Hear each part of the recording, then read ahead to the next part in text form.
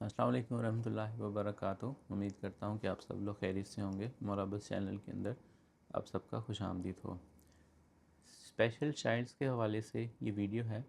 मैं कुछ केसेस को जनरली तौर पर, केसेस तो बहुत ज़्यादा हैं लेकिन मैं उनको एक जनरली तौर पर आपको एक ओवरव्यू दे देता हूँ कि जर्मनी से चार जो थे वो केसेस जो थे वो मेरे पास आए।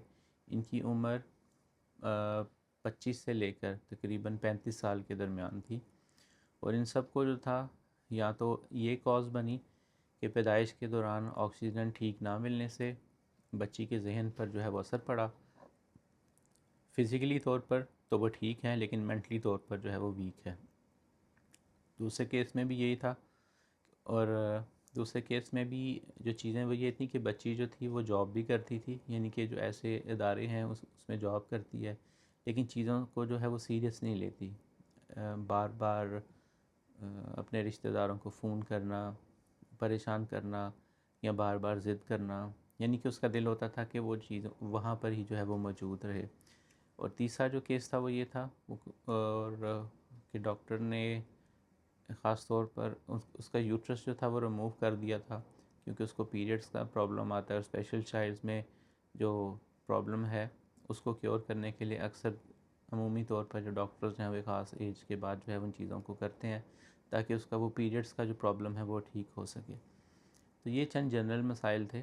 तो हर केस को डिटेल में मैं कोशिश करूँगा बाद में बनाऊँ, लेकिन बात करने का जो है वो जनरली ये है कि हर केस के अंदर जब पेशेंट की मेंटल और फिज़िकल दोनों चीज़ों को मद्देनज़र रख के दवाइयाँ दें तो पेशेंट पहले से ठीक होता है। ये चीज़ें अब खुदा ताला की तरफ से हैं। स्पेशल चाइल्ड को क्योर करना और 100% ठीक करना मुमकिन नहीं, लेकिन उसकी सिम्टम्स को गौर से जायज़ा लेकर उसके मुताबिक अगर दवाइयाँ दी जाएँ, मिसाल के तौर पे अगर किसी को एंजाइटी है उसके साथ एंजाइटी की दवाई ऐड की गई, वो बहुत ज़्यादा सोचते थे या बार बार फ़ोन करना या घबराहट, तो उसके अंदर बकफ्लावर रेमेडीज़ लग गई जिन्होंने रेपिटेशन को जो था वो ख़त्म किया। फिर बकफ्लावर के अंदर कुछ ऐसी दवाइयाँ भी मौजूद हैं जो कि उस लिंक को ख़त्म करती हैं। तो उन्होंने जो बाद में फ़ीडबैक दिया था वो ये था कि हमारी जो बच्ची है वो पहले से बहुत ज़्यादा बेहतर है। जो मेन इशू, जो मेन डिमांड होती है वालिदैन की इन केसेस में ये है कि हमारे बच्चे को काम डाउन करने के लिए दवाइयाँ चाहिए, क्योंकि या तो बच्चे बहुत ज़्यादा हाइपर एक्टिव होते हैं जो स्पेशल चाइल्ड हैं, या वो अपने रोज़मर्रा के काम ठीक तरह से हैंडल नहीं कर पाते।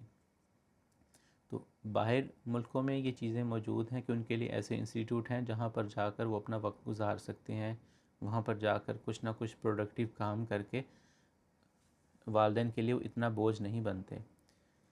लेकिन उसी के साथ जब वही बच्चे घर में आ जाते हैं तो वहाँ पर जाकर वो चीज़ें उनकी जो थी वो शुरू होती हैं। अब मेन जो प्रॉब्लम ये है कि अगर बच्चा सिर्फ मेंटली तौर पर कमज़ोर है लेकिन फ़िज़िकली तौर पर ठीक है तो उसके वो तमाम जो नीड्स हैं वो उसी इंसान जैसी हैं जो एक नॉर्मल है। अब एक केस के अंदर जो माँ जो थी उसने ये बात बताई कि बच्ची जो थी वो अब ये ज़िद करती है कि उसकी शादी करवाई जाए, लेकिन वो मेंटली तौर पर इतनी हेल्दी नहीं है। तो यहाँ पर अगर ऐसी दवाइयाँ दें जो उसके दिमाग को रिलैक्स करें और उसके ख़्यालात को पॉजिटिव करें तो ये चीज़ें जो थी उसके दिमाग से निकालनी मुमकिन हैं और वो हुई भी कि क्योंकि वो चीज़ें फ़िज़िकली तो मुमकिन नहीं थी, लेकिन उसने जब दवाइयाँ दी उसको तो उसके जो हार्मोन्स जो थे वो बैलेंस में हो गए।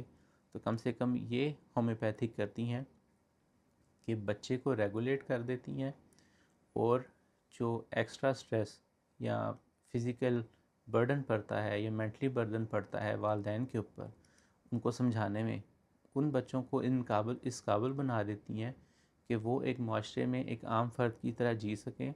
लेकिन जो चीज़ें खुदा ताला ने नहीं चाहिए वो तो इंसान नहीं कर सकता, लेकिन होम्योपैथिक से ऐसे बच्चों का इलाज करके उनको इस काबिल बनाया जा सकता है कि बच्चे अपने माँ बाप के लिए बोझ ना हों, अपनी ज़िंदगी एक आसान और एक प्यारे तरीके से गुजार सकें।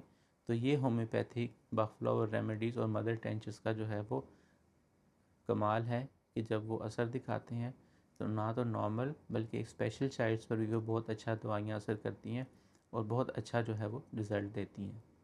अस्सलाम वालेकुम वरहमतुल्लाहि वबरकातुहू।